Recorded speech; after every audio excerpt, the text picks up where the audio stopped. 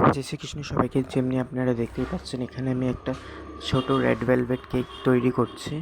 তো এখানে আমি একটা কাপ কেক তৈরি করছি। তো এখানে আমি মোল্ডে অল্প পরিমাণ দিয়ে দিলাম ব্যাটারটা। দেখুন খুবই সুন্দর ফুলেছে, একদম ফুলে পুরো ঢোল হয়ে গেছে। তো তারপরে হচ্ছে এটাকে আমি নামিয়ে নিলাম, ঠান্ডা করে নিলাম। এবার আমি একে কোটিং করে নেবো।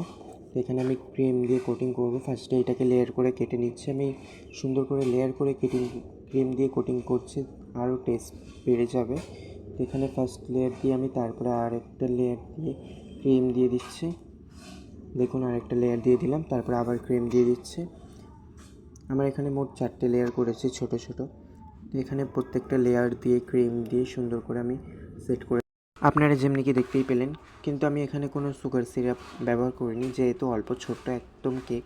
তো সুগার সিরাপটা না ব্যবহার করলেও চলে, যেহেতু কাপ কেক। তো এখানে আমি সুন্দর করে ফিনিশিং দিয়ে ডিজাইনটা করে নিচ্ছি। আপনারা অবশ্যই বলবেন কেমন